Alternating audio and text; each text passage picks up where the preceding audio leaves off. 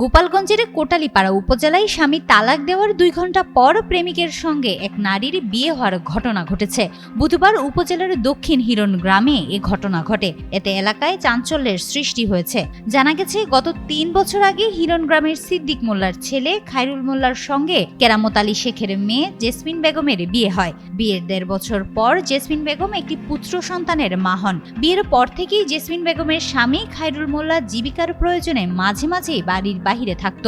এই সুযোগে জেসমিন বেগমের সঙ্গে একই গ্রামের আক্তার শেখের ছেলে হাসিব শেখের পরকীয়ার সম্পর্ক গড়ে ওঠে। এই পরকীয়ার সূত্র ধরে গত মঙ্গলবার দিবাগত রাতে হাসিব শেখ গোপনে জেসমিন বেগমের ঘরে এসে অনৈতিক সম্পর্কে লিপ্ত হয়। এ সময় জেসমিন বেগমের বাড়ির লোক টের পেয়ে আপত্তিকর অবস্থায় দুজনকে আটক করে ঘরে শিকল দিয়ে বেঁধে রাখেন।